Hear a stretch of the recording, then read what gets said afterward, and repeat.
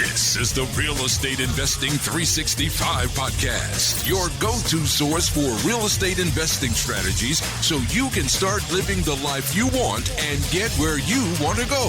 With your host, Justin Hanna. Back, another episode, Real Estate Investing 365. Today I got with me Whitney Hutten here. She's a real estate investor and personal finance trainer. She got into real estate in 2002 and now invests in all asset classes of real estate, from multifamily, single family, mobile home park, self-storage. And in 2018, she founded Ash Wealth. She helps people with the mindset, skills, and strategies for their real estate finance goals. So Whitney, she's in Boulder, Colorado. Gives a little context. Whitney, how's it going? Thanks for being here. Doing great. Thanks for having me on today. Absolutely. Yeah, I'm excited to dive in. You've done all kinds of things and kind of, you had mentioned unknowingly got it started in real estate in 2002, not really planning on it. So I guess first we'll kind of start off with your background, like where you come from and how you even got the idea to get into real estate back there in the early 2000s. Oh my gosh. Well, I mean, I think it's how I originally bought that first house was just going along with the traditional, narrative that you were cultivated when we grow up, like grow up, get married, buy a house. I was in a long-term relationship at that point in time, and that just seemed like a natural next step. Buy a house, start settling down, and that's what we did. We started buying a house. Due to finances at the time, I was the only one that could qualify, and this was the wild, wild west of lending. So I was 103% financed on that deal. Oh, so I actually borrowed money from my grandfather, who was earning minimal returns on the CD. So I was like, hey, I'll pay you more. He gave me the down payment. I quickly closed on the loan, refinanced it. I think like 30 days later to take a second out on it, paid my grandfather back plus interest. And then I had my first house. About a month later, the wheels came off, and here I was. I have my first house. Like, what do I do? I was still kind of young at the time, and I just shoved that house full of roommates, and then that didn't mind living in a construction zone. And then I just started the work on myself on the house and dumped in a ton of sweat equity. Cool. So you turned it into kind of like a house hack, It burr. was a house hack, live in flip burr. Yeah. So, I mean, those terms did not exist at that point in time. So, Right. and to be honest, it was just, I completely stumbled into it. I didn't even know what I was doing. I just knew I had a mortgage and I had to pay for it. Yeah. And what's the best way for me to make that happen? Sure. Now, where was that at? It was in Fort Collins, Colorado. Okay. Not too far from where you are now, right? Just north of there. Yeah, just about an hour north. I didn't know what I had at the time. I mean, the house was 5 houses off of campus. Probably one of my biggest mistakes in real estate is I actually sold that house 11 months later. If we only knew, right? All the stuff that we sold or didn't make, I remember in like 2013, 14, I was putting offers on tons of properties, and I mean, not tons, maybe 5 or 6 a year. And I was like, man, this is overpriced. I'm not paying for that. And then like 3 years later, I'm like, dang it, I should have bought every single one of those. But exactly, I don't know. We got used to it. So, okay. So what were you doing? Were you working full time then as just outside of real estate career? Or what was kind of your life like? And how did you even get the idea of real estate? So I was working full time. I was working full time as an epidemiologist for the CDC. I was traveling quite a bit. With disease outbreaks. So the whole coronavirus outbreak that's going on right now, I mean, that's kind of, my previous life, right up my alley as far as investigation. So I was doing that. Being invested in real estate, it was just buying a house for me. I wasn't exactly looking at it as a long-term investment. I did have a realtor who had put Rich Dad, Poor Dad into my hand. He said, and he was the one that sold me a house, and gave me some guidance, or, at the time, my significant other and I, some guidance to buy low, rehab, force the equity, and then start building kind of wealth that way. Probably the only person, maybe not the only person, that's read Rich Dad, Poor Dad and totally jacked it up. Yeah. Fast forward 11 months, I sold the house. And I had forced enough equity appreciation. I'd also had not paid a dime for rent. If anything, I'd been making $300 a month. And now I had a down payment to go buy my dream home, what I called at that time my dream home up in the mountains. So I thought it was a complete star in real estate. Little did I know that my next investment was not going to go nearly as well. Oh man. Yeah, Yeah. that's it's so funny how I mean, it's just crazy to me. I hear Rich Dad Poor Dad every episode. It influenced me. It influenced so many people. Like, how can you write such an influential book that's so simple? But I think it's like the storytelling process, it like entraps you and gets you really thinking and like feeling like you're in it. I don't know what it is about that dang book, but I don't know. Hey, everybody, welcome. It's so crazy. Yeah, actually, I just finished reading it probably for the 10th time. Mhm. I read it every January. So Yeah. I read it, I just finished it up again. And this time it actually got the new version, because he redid it since he initially put it out. So that was really kind of cool to see the different study sections and stuff like that in the book. Okay, cool. So you sold that first house 11 months later, you got some equity in it, and then you ended up going and buying a house that you thought was like your dream house, and that Yeah, didn't end up going too well. Kind of tell us that little story. mountain cabin up in a mountain town. Mhm. So, oh my gosh, what went wrong? Well, everything. So first of all, I violated, the biggest rule of real estate: location, location, location. I bought in a mountain town. Okay, so I narrowed down my buyer pool immediately. I bought outside of town on a mountainside where there was 19 steps from the driveway to the front porch, narrowing down my buyer pool again immensely. And then it was a 2-1 little tiny cabin. And, it had air, or excuse me, no, it didn't have air conditioning, but it had heat and a Mhm. fireplace. But this thing was tiny. Yeah. So, I lived there. I brought in roommates again. So I was able to, live there pretty much free again. But when I went to sell, two things happened. One, I realized at the time that when I sold, just all the different mistakes that I made in the location piece. And then two, it was right at the beginning of the downturn of the market. So this is '06 when I'm trying to sell. So the market in kind of the A-class areas and then, outlying mountain towns had already softened. Mhm. So I didn't make that equity bump as I wanted to. And then the whole sales process was just a nightmare as well. So there was I don't want to say deferred maintenance because it wasn't really like that, but there was an issue with the retaining wall on the back side of the home. It was built into the mountainside. And actually, it was fine until we went to go fix it. And then that's where the Fell apart. nightmare started. Yeah, no, I understand for Yeah. sure.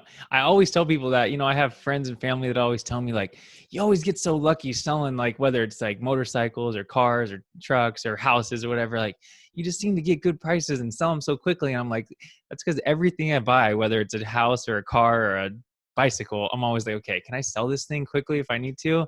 You always kind of have to keep that in the back of your head.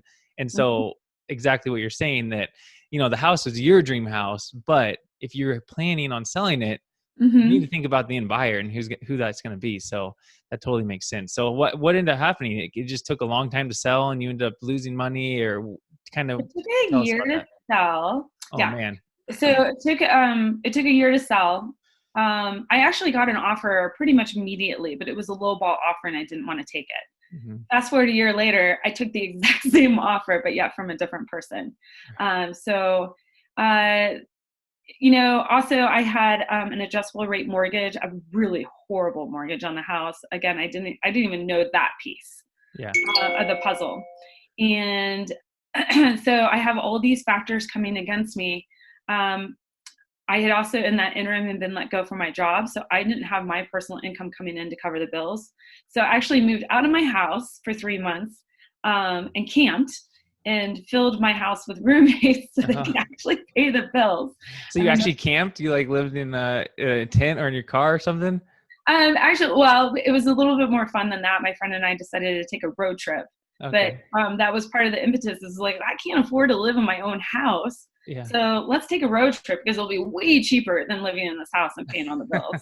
Yeah. So, I rented out the whole thing. They were paying down the asset for me while I was trying to figure out how to sell it. Which, by the way, that was my first experience trying to sell a home with renters in it. Oh. Didn't exactly go to plan.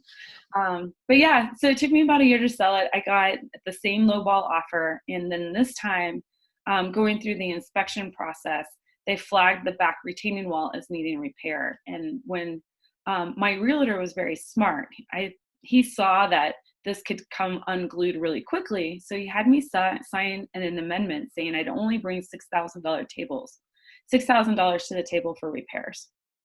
That's it. Everything else fell on the buyer. And the buyer took that on. The wall, I think, ended up costing somewhere between $27,000 to $28,000 to repair. Just Wow. The bill just inflated. But when you're looking at the wall, my neighbor had a renter living in a school bus that was parked right on top of the wall. Oh, geez. And then we're like, if you just move the bus, everything will be fine. Well, to repair the wall, they had to move the bus, and they moved it behind my next door neighbor's house. Guess what happened? His retaining wall started breaking. Oh, no. So they get this, a bomb-proof, city engineer, everybody has signed off on the integrity of this wall. They finished it.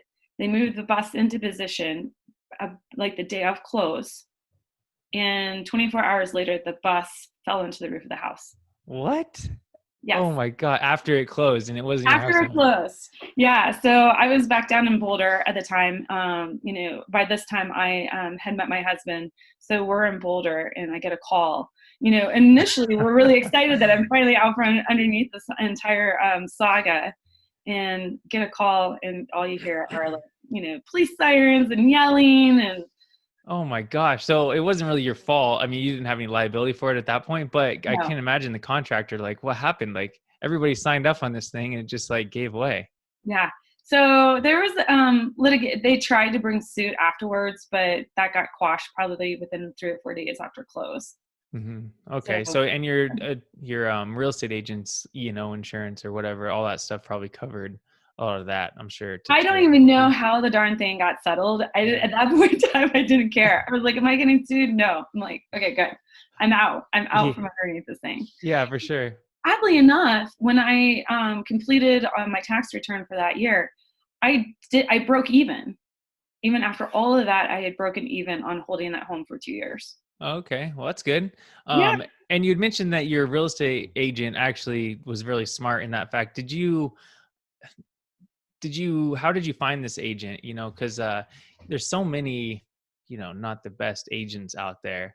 And Mm-hmm. now looking back, maybe some insight for some people that are just getting their agents for the first time. What are some things you can look for an agent that's kind of like knows what they're talking about? Because luckily this agent kind of, Mm-hmm.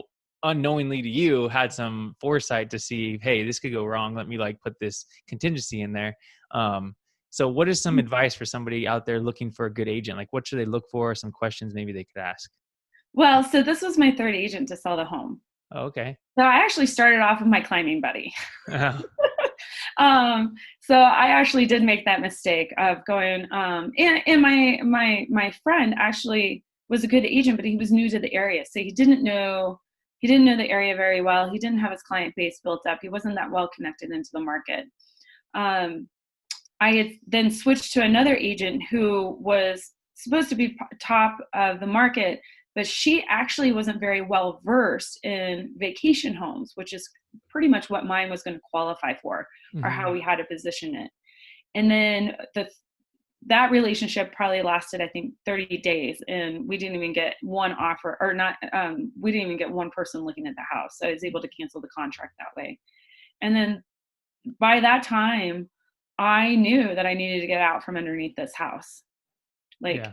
I could see at that point in time, everything kind of sliding downhill, with the markets, with the lending environment. And I just went to the best agent in town, word of mouth, also who was advertising the most as well. So, so sorry. That's all right. Going on. Yeah. But yeah, so I just went with the top person in town, with word of mouth, but also like who was being reviewed. Yeah, for sure. So yeah, I guess, and two, when people are looking, sometimes new agents are good because they're hustling, they need to get clients, they're hungry, they're out there grinding it away. But at the same time, if you have kind of a unique house, maybe, or a house that's like not just a cookie cutter or subdivision or an easy kind of house, maybe it's better to look for somebody that has a lot more experience, because they might have, come across issues you might have in the past that will really, like Mhm. you, save you a big amount of money. So it's Yeah, good. definitely. Okay, cool. Well, so real quick before we move on, why couldn't at that time, Airbnbs and vacation rentals weren't quite as popular. They had vacation rentals through the agents, but there was no Airbnb or VRBO. Mm-mm. Why did you need to sell it so much? Like, why couldn't you just hold it and keep renting it? What was I your? didn't know what I didn't know. Oh, okay. Yeah. Also, I wanted to move. For me to get back into the job market, I needed to move out of Estes Park. Estes Park is about an hour on a good day out in the mountains. So, commuting was a challenge. Hmm. So at that point in time, I needed to get out from underneath it. I didn't know how to reorganize my finances any differently. Hmm. So, I mean, that's when I kind of said that um, whenever you look at Rich Dad Poor Dad, I still at that point in time, even on my second deal, was very ignorant about how money works and Hmm. how leverage works and how to organize what an asset really was. Like I was very ignorant to that fact. Right. No, that makes sense. And like we all look back, like I have houses that I wish I would have kept, but hindsight, if I didn't sell them, I couldn't have got to the next step or like moved or whatever I was doing at the time that, you know, I wish I would have kept them, but at the same time, I wouldn't have got where I am now. So it all works out. So you go from that house and then you move back down to Boulder, down closer to the city. Um, what was your next like real estate investment? Because you had kind of a rough go on this one, like, but you decided to keep going. So how did you kind of move? What was your next step?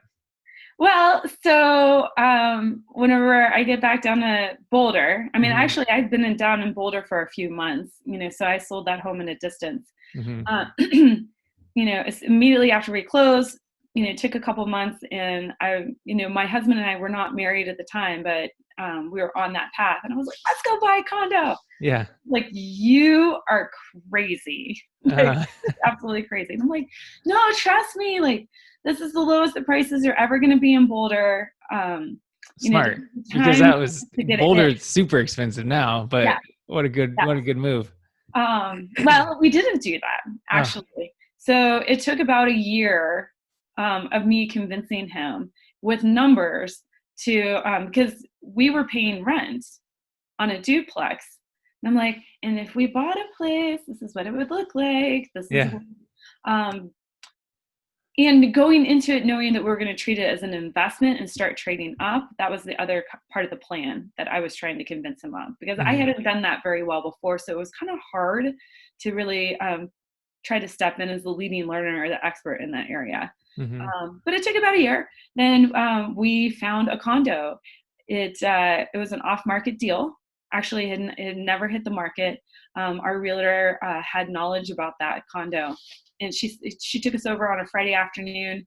It was about 2 o'clock, and she said, "This thing's going to hit the market at 5 p.m. and it will be gone by 8. So do you guys want it?" You're like, yeah. The high pressure sales technique, Yeah. but yeah, it was. We had actually been looking in the area before that for a few months, but Hmm. we just couldn't find anything that met our needs as far as like the number of bedrooms or the size or the location. And this one checked all the boxes, and so we're sitting here in the middle of this condo going, I guess we're buying it. What year was that in? Do you remember? That was in 2008. Oh, in 2008. So, I mean, the market was still great for that thing. I mean, it was just still going down probably at that point. Boulder never went down during. We had like a little, kind of like a 1% depression. Oh, Um, really? yeah, it stayed pretty flat, but it stayed flat for about 2 years because we bought in 2008. We actually got married in this time period, and we took all of our money from our uh, wedding. And we went into our next, we fixed up the condo and then we repositioned the hot condo to get into our next home.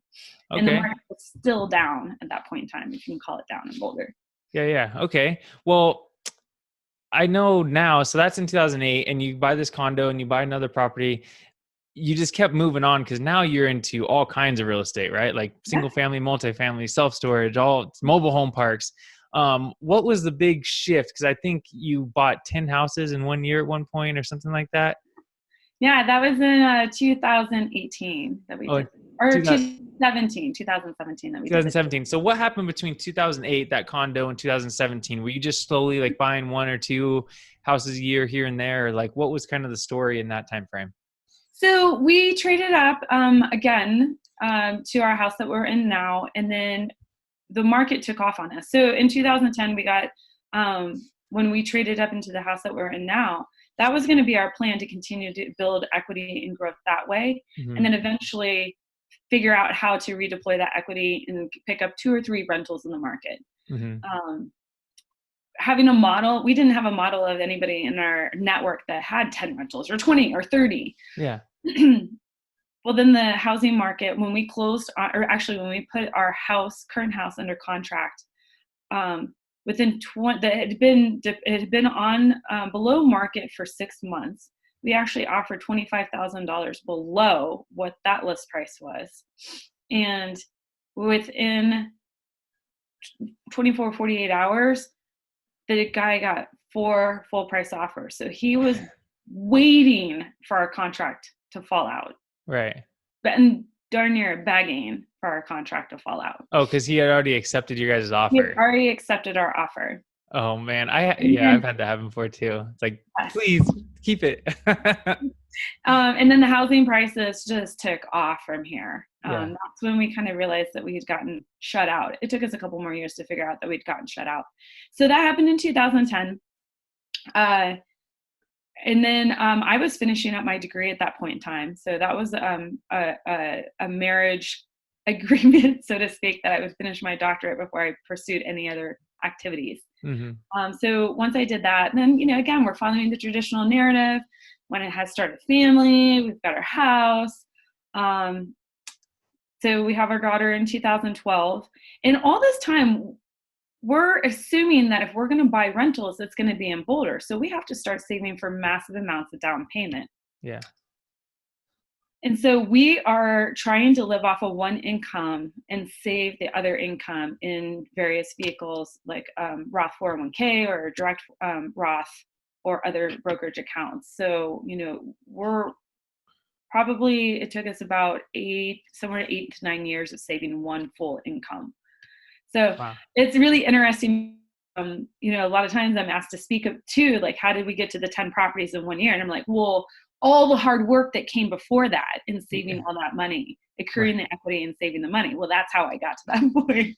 Right. Yeah. It's like what David Green says, people that never heard of him before says, wow, you're such an overnight success and you got on bigger pockets and you got all these properties. And he's like, well, it might seem like it is, but it took 10 years or whatever it was of working my ass off, right, to come out here and get to where I am now. It's just you happened to hear about me yesterday, so. Exactly. Yeah. So that's 2010. We're now to 2012. We have our daughter. That it wasn't until that year that we realized that we're kind of shut out of the Boulder market pricing wise. So we didn't know what to do. We're continuing to save.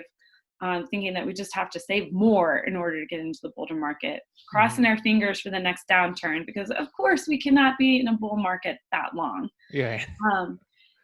And we still are. Yeah. At the time of this recording. And then 2016 hits. And so we're watching the whole election, and it doesn't matter what side of the fence you fall on politically. For us, we just realized at that point in time that we were not in control of my husband's pension, of his benefits plan. Also, the CEO of the company that I was working for at that time was gutting the company to try to sell it. So it just all of a sudden hit us, and within a few month time period, that we have no control. We have 2 sources of income, and if one of those disappears, we're screwed again. I had already been let go once, and I felt like that I had not learned my lesson of building multiple streams of income. So we sat down, we figured out, what are we going to do? And I was like, we know how to buy a house. Let's go buy some rentals. Yeah. So that's really kind of where it took off from there. No, that's good. That's good foresight on you, because, a lot of people that I've mentioned this before, but they have these big, great jobs with these reputable companies or like successful companies at the time, or like myself, I work for a big utility right now in California. Well, Mhm. nobody ever thinks that anything's going to happen to your pension. Oh, I got a pension. Oh, I got a 401k.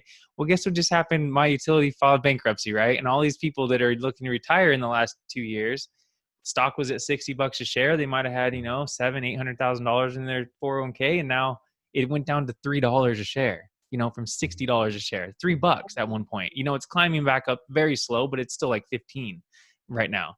And so I'm thinking, man, Mhm. luckily I never planned on that.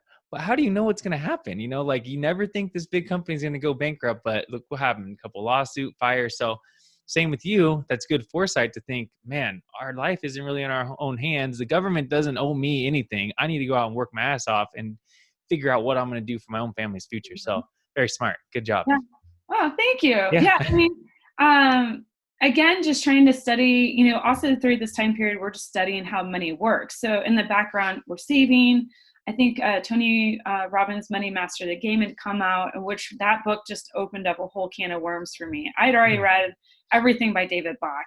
So I'm sitting here trying to figure out, maximize the markets and savings accounts and CD ladders and, all of that, which kind of seems like low hanging fruit to me now. At that time was like over my head, right? So we're trying to master that part of the game. But in the books, the element of control came up over again and again. I mean, I don't know how old you are, but I know I was probably, I don't know, 10 years old when Enron collapsed. Right. Yeah. Right. And I do remember being old enough that it shook my dad and my mom. Uh-huh.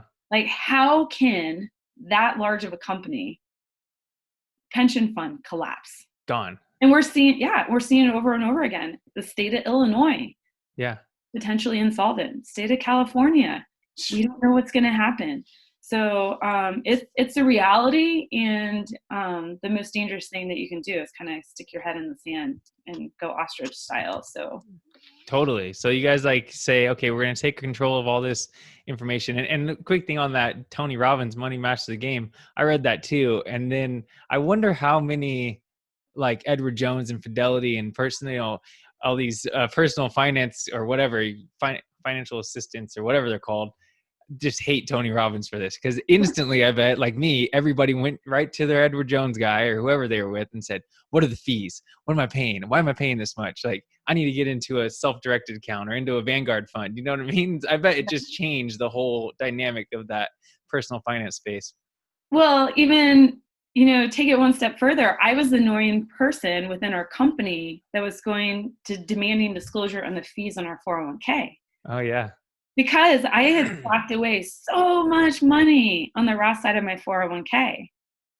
And I was just like, what are the fees? Yeah. I wanted to be able to invest in gold and commodities and stuff like that, and I couldn't. Yeah. But yeah, and even though our company at the time held a fiduciary position, it was not easy to get the disclosures on that.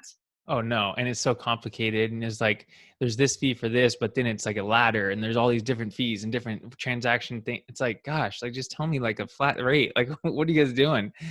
Well, even when I originally signed up with the 401k, they had switched, the company was paying the management fee on the entire 401k for the company. And in the interim, they had switched it and passed the fee along to the employee. Zero notice. Oh, it's crazy, huh? It was buried in a prospectus, like 6-inch type, 4-inch type, or a 4-point type, very tiny, like 3 years ago. So even all that time, I'm like, what do you mean I'm paying the fee? Like, yeah. I don't understand. So that's crazy. Yeah. Well, so you guys take control in 2017. How did you end up buying? So you couldn't buy in Boulder. So I assume you decided to buy out of state. How did you pick a market? How did that kind of 10 property year look? And how did that end up playing out? Yeah. So actually we did end up buying here in Broomfield. So it's about 30 miles south of us. And at that time, again, one thing that we hadn't done very well was broaden our market and our view. We hadn't even found bigger pockets yet. We hadn't broadened our view of how do you invest in real estate. we just had been saving so much, and we didn't change our game plan. We just said, we're going to execute this game plan that we have. Yeah. So we went and bought a house. We went back to our realtor that sold us our primary. Thought we had asked enough questions about how do we buy an investment property, and we did get into a good property. Mm-hmm. However, we probably could have done a better job of asking realtors, finding a realtor that actually was pretty investor savvy. Right. Anyways, we buy a property. We put it under contract on Christmas Eve. This is 2016, which, by the way, best time to put a property under contract because there's zero competition. Everybody else is doing something else. Mm-hmm. So we got that one under contract. It was about $65,000 down. We closed on it at the end of January. And we actually had put down multiple offers in January on other homes. And they had all fallen through by early February. That's when it dawned on me that we're at best bringing in $400 a month. And we have two objectives. One, replace my husband's retirement with future appreciation and equity build and tenant pay down. Two, cash flow. And while we could achieve possibly the first one, we definitely were way behind on the second one. So when I found bigger pockets in that January and really started digging in and looking at the numbers and learning how to analyze correctly, it was a huge head slap. I was like, what are we doing? Yeah. Like, this home at best makes a 3% return Right. for us, like with the cash on cash. Now, we bought below market, we had the equity bump, but that's when I finally realized the market that we were in was an appreciation market, and that appreciation is actually an kind of still gambling. It should be a bonus. It should be looked at as a bonus. It's on the cake. Thanks. Yeah. So also we were looking at, my husband had finally stopped going with me to look at houses on the weekend. He was like, you do you. Like, I'm not going anymore. I'm going to go mountain biking. I'm going to go do other things. So I was taking our daughter with us the whole entire time. And the other inflection point happened for me whenever my daughter walked into a house and evaluated it in she's 3. She was 3 at the time. She could walk in and she was like, Mommy, she was like, there's no shiny appliances in the kitchen. The bathroom's odd colors and it smells, and something else about the house. She was like, can I go sit in the car and like watch my Kindle? Right. I'm like, what am I doing? I don't have my time back. I'm not making any cash flow. This is going to take 15, 20 years for us to build just enough cash flow to get me out of my job, and my job might be done by the end of this year. Right.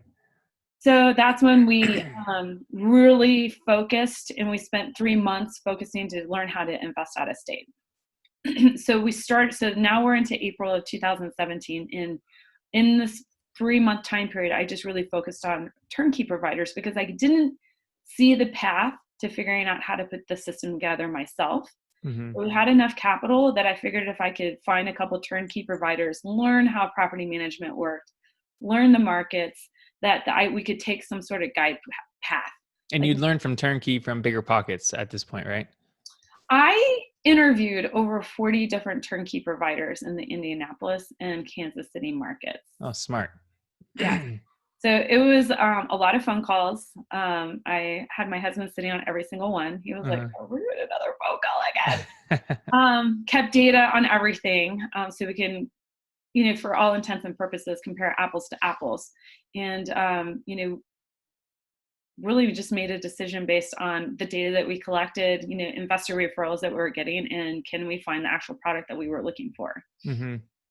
Cool. So you ended up choosing, what market did you end up choosing for these 10 properties? So we started off in Indianapolis. Actually, we closed one in Indianapolis and one in Kansas City on the same day. Okay. And then we leaned in hard to Indianapolis after that because we figured as opposed to dividing our attention, we needed to build one first. So we built out Indianapolis first at that point in time, and we built it to 6, and then we switched back our focus to Kansas City after that. Okay. So, and these were all turnkey properties? No, the first 4 in Indianapolis were turnkey properties. And then the next 2 I bought off of the MLS and, maybe put $500 into. So we bought below value. Hmm. But again, that was kind of the next stage of our glide path to try to learn, like, how do we actually do this ourselves and then place it with property management, tenant it. So those were turnkey. I know it gets knocked, but if you don't have the time to do it and you can actually find a great operator and a great product, it can be a viable option. The crux is finding a great operator in a great market with a great product Hmm. at a reasonable price. And that, Yeah, definitely. And I think at my episode that came out just before this one, or will be coming out just before this one, I had mentioned on turnkey. And for anybody that doesn't know, turnkey is just you're finding a property that, somebody has found, done the rehab or like fixed any issues that are kind of with the property. And then they end up putting the renter in. They have a property management usually in place. And it's pretty much, the name is for, you just stick the key in, turn it, and then you're making cash flow. Mhm. So it's perfect for somebody that doesn't want to be super hands off, like full 100% passive, but that wants like doesn't know the work or doesn't want to put in the time because they don't have the time to do the rehab, find the property management, find all the stuff, but they still want to, maybe learn the game, like kind of like you did. So definitely a great strategy for getting started. How did you guys decide on those two markets, Indianapolis and Kansas City? I know at the time they were excellent markets, and now they might still be, but how did you guys decide on those markets? Yeah, so certainly we don't, the market analysis that we do now, we did not do at that point in time. We read several different reports, talked to different investors, at a very high level, looked at different matrices. Hmm. And then also with Indianapolis, we had, my husband's from the Chicagoland area. And so we had, some more intimate knowledge about Indiana and then also friends in Indianapolis. And then we also, as far as Kansas City, we had friends here locally who were familiar with Kansas City that helped guide us there. Also with Kansas City, we, one of our kind of bread and butter areas, we have like two or three, is close to a healthcare center there. And I understand that healthcare system pretty Yeah. intimately. Okay, so that's a good point right there. So that's one thing. Well, let's touch on what is your guys' criteria now. Like, what do you look for now when you look for markets out of state? Because that might touch on what I'm about to ask. What is your kind of current criteria? Yeah. So markets, I have all my variables. I'm going to take a look at them. Yeah. So we're going to look at the job growth, the Hmm. job diversity. Okay. We're also going to look at the population growth of both the MSA, or excuse me, of the city center and then also the MSA. We're going to look at the affordability. We're going to look at the vacancy rate, landlord tenant laws, and then, other things, kind of competitive pressures like supply and demand. And we're going to look at these trends over time Hmm. because cities actually move over time. It's not like you can just look at one data point and go, oh, great, it has 5% vacancy. Well, if it was 3% last year and 2% the year before, something's happening. Right. I'd rather be in a market where it was 10% a few years ago and has come down to 5, and that it's trending down as opposed to trending up. So we're going to look at, overarching trends that way. Okay. Yeah, no, perfect. So what kind of sites do you guys use at? Do you do all census.gov? Because census.gov is kind of a pain in the butt to like, I've been doing that lately and I'm like, they just revamped it, right? But still, Yeah, it's like, God, it's there's all these tables. painful. It's painful. It's like, how do you find all this? So what is like some sites that you can use if you're not Yeah. super computer savvy? Well, honestly, like if you're looking for population, you can just look it up right on Google. You can do population, city name. Hmm. Um, that works really well unless you have a city like Kansas City that's split between two states. Yeah. So then you have to like dig a little bit deeper on other sites to find the actual MSA metro that divides over the entire metro over both states. Hmm. Um, so, and then for all the other matrices, you can use, citydata.com. Hmm. It's there. You can, for vacancy rate, I still think census.gov has the best vacancy rate, but you're going to have to dig deep on that to find that. Again, you're going to have to go in that mind-blowing table. And then if you're looking at job growth, Department of Numbers, this Bureau of Land Statistics, I think is the one that runs that site, but departmentofnumbers.com or .org, Yeah, probably .org. .org. They are going to have that type of job data. Okay. Yeah, there's also like what datausa.io. They're pretty good too. Yeah. Site for that. Sperling's best if you got, looking for reviews and a lot of that information also. So Okay, good to know. And then how do you guys kind of, where did you get some of those metrics, like what you're looking for? Is it going to meet the US average for, let's say, population growth, or exceed that? Or how do you kind of set your metrics? Did you just learn that off of Bigger Pockets? Yeah, so I'm looking for trends over time. I know, if you were looking for like larger deals, I would definitely set that like at US average or below or above, depending on what you're looking at, right? Right, Like right. if you're looking at vacancy rate, you want it US average or below. Yeah. If you're looking at job growth, you want it US average or above. But also, you're looking at the city size and then you want to see the trends, right? Because I actually want to understand what's happening with the city as a whole, Hmm. going into a market. So it depends on what you're investing in. Right. So as a single family, residential real estate investor, yeah, I want to stack all those cards in my favor and I can set a benchmark and try to beat it or, exceed it. But at the same time, if I have a city with a decent enough population size that's trending in the right direction, and people have to live everywhere. Hmm. That can Yeah. be. Yeah, no, that definitely makes sense. And I think what I was going to ask earlier was, I think one thing that you like to look at, because the healthcare facility is, you like to buy near healthcare facilities or hospitals in general, right? So even if you have a city that might not be doing good overall, especially single family, if you dive into submarkets and general areas, it doesn't really so much matter what the whole city's doing. If you're focusing on one area, like you, right, you like to focus around hospitals or healthcare facilities, right? Yeah. So this one is not a hospital, it's a healthcare system. So they're Mhm. more focused in the technology area than anything. Okay. But I have invested near hospitals as well. Mhm. But I would still want to have a submarket in a solid, stable MSA. Right. So if Okay. the MSA is not stable, I probably wouldn't invest there. Okay. Cool. So you guys, I mean, we could dive off on tons of Oh yeah, tangents about stuff like that, I but can chat on data yeah, all day long. I know. So you guys buy these 10 properties in 2017. Mhm. What did it look like after that? Like, did you continue to expand, or did you look into other asset classes? What was the next steps of your career? Yeah, so a couple things actually happened in 2017. And the largest one is I think we got to property number 6, and I got let go from my job. So Um, you were guessing it. You're like, I could get, then it happened. yeah, when 6 months earlier they let go of everybody above you in your operations team, and you're the only one left, like the writing's on the wall. Right.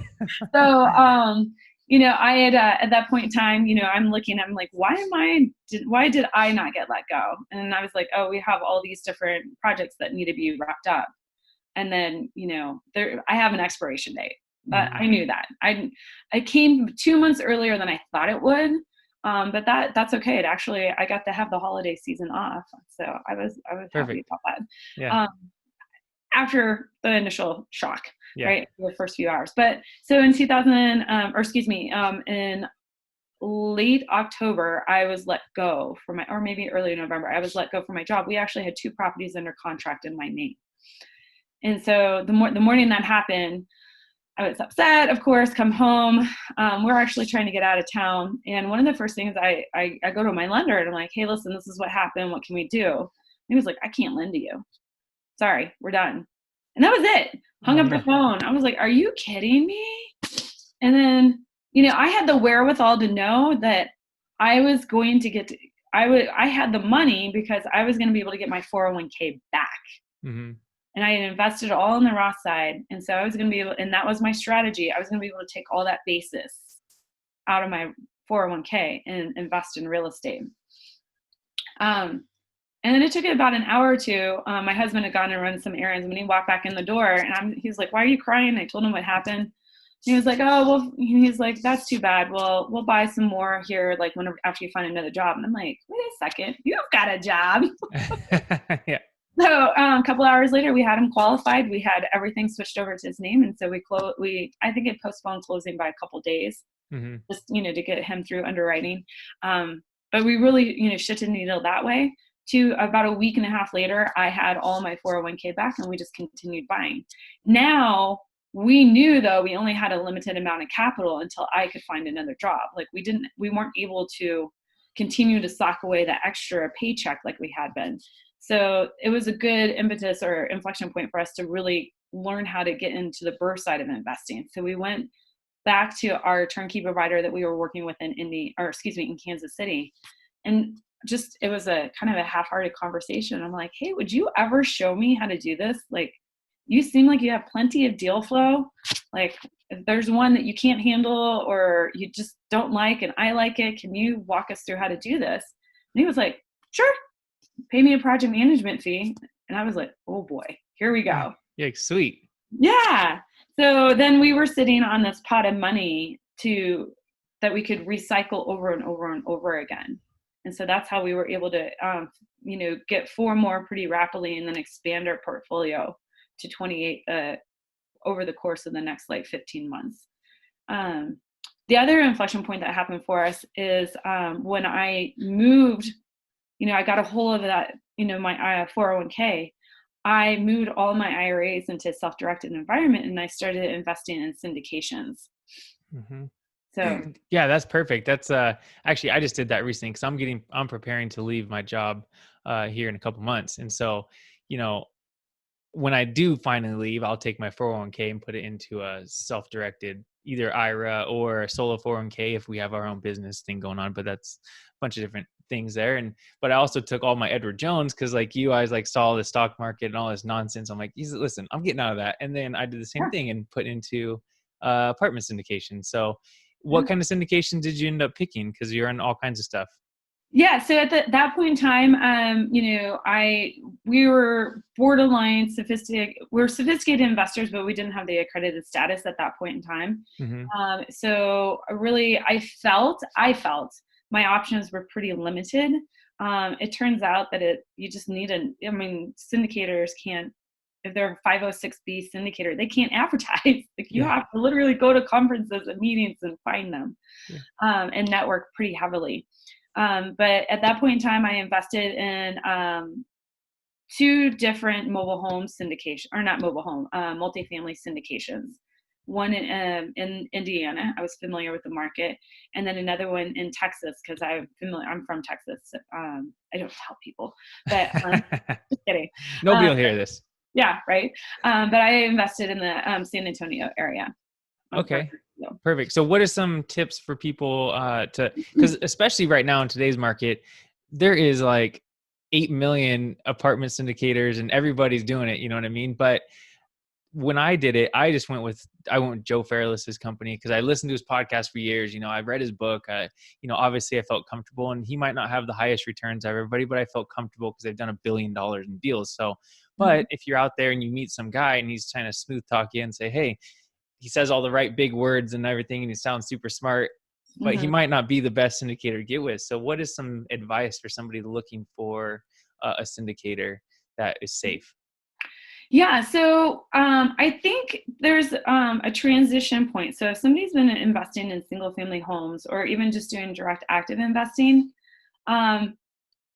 they might have property management in place. The property management is their operator, but they probably are more focused on the deal. This is just my experience and the people that I've worked with.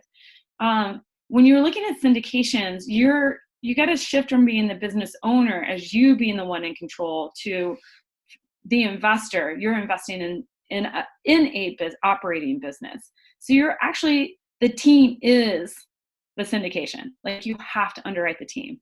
So to your point, you're going to want to find a team that has a track record. They have longevity. They've been in the market for a while. You could go so far as doing background checks on them. You're going to want to understand what deals have gone well, what deals have gone bad, right? Mm-hmm. If a syndicator isn't actually hasn't been tested, or they're not being upfront that every syndicator has a deal that's gone bad. Every one. Yeah. You need to kind of dig deep and ask those questions. You want to know what happens to the deal if something happens to them. I see like really small syndication teams that there's no succession planning in their operating agreement. So you want to know what happens, in case, heaven forbid, if something happens to them, like what happens to your money. It can happen though. Yeah. Oh, definitely. then yeah, I mean, you just want to dig deep. It's like running a business. You are hiring your executive team and your operations team to run that investment for you.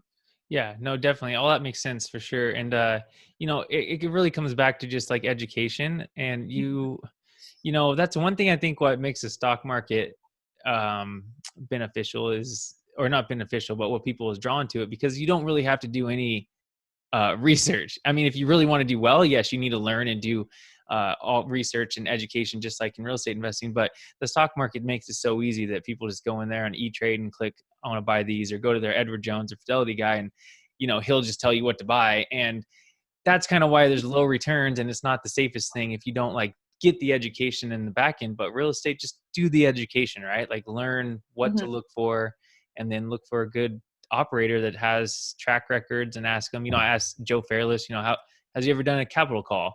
And he said he'd never done a capital call before. But that's a big one too, because if you get in there and they have to like pull more money, what if you don't have more money? What if they can't make the repairs? What if a water main breaks, or any of those things? So Yeah. definitely. So, I mean, getting into the specifics, like you're going to want to know, like, obviously the asset class, hopefully you know that going in, but like, is it A, B, or C? Hopefully not D. Hmm. But what's that asset class? Why do they like that asset class? What is the competitive advantage that they have in that asset class? How are they preserving your capital? On something like that, when we're talking about the capital call, are they raising the CapEx budget all at the very beginning of the project? Or are they using the ongoing income for the first 2 or 3 years of the project to pay for the capital expenditures? Um, Neither are bad, but I feel one's the safer business plan because you Hmm. can actually execute on it, and without outside influences. Then how are they actually increasing the income on the property? When are they distributing cash flow? Have they ever had to suspend distributions?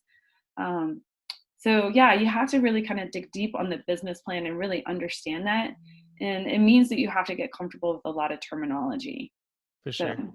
Yeah, definitely. And that's what Rich Dad Poor Dad preaches, right? Is like learning the lingo. I yeah, remember when I first read Rich Dad Poor Dad, he talked about that, just like turning on the radio. And so what I did in my work truck every day, I would just turn on Fox Business or CNBC, and just listen to the money channel. And I didn't, at the time I wasn't in real estate yet, so I was just listening to stock lingo, and I was just trying to listen and listen and listen, and eventually I learned some things. So exactly what you're talking about, just like learn some of the stuff. So you guys, podcasts. I love podcasts. So podcasts, I mean, me too. I don't even listen to the radio anymore. I'm like, man, probably I should work on my creative side a little bit more, but I don't know, I'm all technical. So you guys end up buying into obviously a bunch of different syndications. That's from all different asset classes, and then at some point you ended up starting Ash Capital, right? Is that or what's it called? Ashwell. Ash Wealth. Ash Yeah. Wealth. So why don't you kind of give us a rundown? What is Ash Wealth? What do you help people do, and what's it all about? Yeah. So I, have a mission to help, 10,000 plus families reach financial independence through investing. So there's a two-prong approach. Like if you're just starting out, I'll help you reorganize your finances to where you can actually get to the point of, kind of like Rich Dad Poor Dad, stepping out of the rat race, but being able to have that pot of money to where you can start investing, where we can acquire assets that actually will produce cash flow and pay your expenses. Hmm. That's step one. The bulk of people that I work with is actually laying out their their real estate investing plans, as in treating it like a business. So putting their systems in place to where they can run a very time leveraged business. Hmm, for sure. And then what's like the mindset? Because I know you kind of work on a little bit of mindset around that too. And mindset's one thing, the biggest part of it. Whether it's in Mhm. fitness and health or finances or whatever, you got Yeah. to be in the right state of mind to like make the jump, or at least stay focused for the long run. So what's some mindset advice in there? Yeah. So I work with, I primarily work on keeping people focused and building the daily habits and behaviors that they need to do in order to be successful. Hmm. Um, and also having them understand that there's two different ways, or there's multiple different ways to achieve their goal, right? We've been talking a lot about transitioning from the stock market to investing. A lot of people come to me and there's fear here, like how to, you know the how do I make that transition and make it safe? For me, I would argue that real estate is so much safer than the stock market. Me too. But like, how do you get over that? Like, what do you need in order to, maybe it's education, maybe it's learning to control like external things in your environment and controlling your internal beliefs. But like, how can we help you get over that fear to where you can actually build a plan and execute on it? For sure. No, definitely. That's definitely good points. Yeah, I feel it's safer as well, but it's just for people that, stock market is so talked about by everybody, right? That's like the basic thing. Like, it's kind of like growing up, getting married, buying a house, white picket fence, invest in the stock market, like you said. But to learn that whole new realm out there, like there's a whole world of other things out there that Yeah. it's just hard getting people over that hump. And obviously something like what you do is like, it's tremendously beneficial for them to have somebody with all the knowledge like you have to work them through that process. So that's awesome for sure. Yeah. And when we talk about fear, I mean, there's two levels to it. It's the fear of like, is real estate safe? Can I actually succeed? And then a part of it is the fear of execution. Can I actually execute on this plan, and can I trust myself to do it? Right. So some people actually, it's, when we're talking about the stock market, they'd rather give their money to a financial advisor and relinquish that control. And then, if things go well, yay. If things go bad, they can have somebody to blame. Whereas if you're doing that whole plan yourself, the buck stops there. And Oh yeah. that is a huge mindset shift for people. Yeah. And two, people like the simplicity of the stock market thing, like they don't really have to work that hard at it. They just Yeah. got to give them a check. Whereas real estate, you got to like work a little bit more. And it's almost like a fear of success maybe sometimes too. You're like, man, Oh yeah. what if this does work out? What am I going to, then I got to do more. It's like pressure to like continue it on or something. I could see that happening as well. Mm-hmm. So, well, before we move to the last couple little questions, I would like to know, you guys are still currently investing and buying assets yourself, right? Yes. Okay. So with today's ever inflating forever bull market that we're always in, you know what I mean? Just going for the next 100 years. Yep. What markets are you guys in, or like, what do you guys look for in today's current environment? Yeah, so we're still investing in Kansas City. We are actually looking at a couple different markets as well to invest in. This is on our active side. Mm-hmm. So our strategy, we actually will maintain our active portfolio at a certain unit count. And what we do is we harvest the cash flow and the equity off of that portfolio to invest in syndications. So a lot of people they'll just build out a single family portfolio or small multi, and then they try to aim to live off of that. We're actually building a 2-tier approach to where we're using one to generate all the additional income and the equity bumps in order to invest in the second tier. Okay, yeah, that's smart. So do you work again full time, or you just do what you're In doing real now? estate. Real estate, yeah, for sure. And then your husband has a regular W-2 job still? Yes. Okay, perfect. Well, man, this is a ton of good information. I like the 2-tiered approach. I think as my portfolio grows and stuff, I like that also, because I love the fact of you being able to get into these huge deals, in Mm-hmm. syndications that normal people that doesn't have the net worth or the experience, we can get into on our own. So like partnering with them and then maybe having the goal to get into that on your own in the future. So I love that part, but I also like having my own properties and my own little cash flow and running the business side. So definitely makes a ton of sense. So the next thing is, you mentioned you like podcasts for learning about stuff, but is that if you had to pick one resource for like learning about real estate and start to learn the terminology like we talked on, what is the best resource for that? Oh gosh, just one. I really like Get Rich Education. Okay. So Keith Weinhold. Okay. Yeah. So his podcast. If I had to pick one, that would be it. It's kind of, if you ever watch The Matrix, it's kind of like taking the little red pill. It'll just like blow your mind with all the different terms and the way you can organize things. And the different strategies you can put in play. So. Sure. Okay, cool. And yeah, there's tons out there, but Oh yeah. if somebody, I kind of find like you get overwhelmed, right? You're like listening to all these different things and you can't take action on one thing. So it's like, okay, let's just pick one avenue, focus on that until you get really good at it, and then bring in some other stuff, so we don't kind of analysis paralysis going on. Yeah. And, every November I will spend time and trim out, podcasts and books and stuff like that. Because, there's that creep that comes in through the year. Yeah, for sure. Okay, what about your favorite piece of technology that you use, whether it's an app or computer program that helps you run your business from afar and all the different things? Well, I have to say Google Drive, the whole Google Suites, Yeah. is amazing.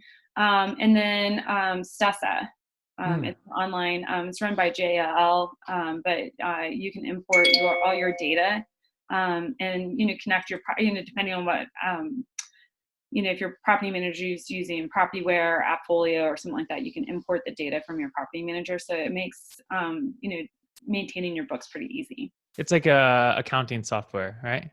Um, Accounting, but I would call it more of a bookkeeping, and then bookkeeping software. That way you can actually run your numbers. Okay. Keep So an overview of everything going on. Okay, cool. Well, is there anything that we didn't touch on that you like to bring up or you're focused on in your life or your business that we can mention? wow, we covered quite a bit. I know. I would just say, if I had to add another podcast or a book to the mix, I would, choose the one thing. Mhm. So really understanding that you shouldn't do it all. You don't need to do it all. You shouldn't do it all. And really actually having a very simple executable plan that's trimmed down that you can execute on and build that habit around day after day after day. That's how you're going to make your goals come true. Perfect. Great information. Great advice. So where can people find out more about you, get in contact with you, your company, all that? Yeah, you can find me at ashwealth.com. And also you can email me directly at ashwealthco@gmail.com. All right. Well, Whitney, I definitely appreciate you being here. We covered a lot of stuff. We could dive Yeah. deeper and everything, but this is a great overview. Hopefully people learned a lot on this. So reach out to Whitney, everybody. And Whitney, thanks again. You have a great day there in Boulder, and don't be too cold. All right. Thank you. It's such a pleasure. Thanks. Bye.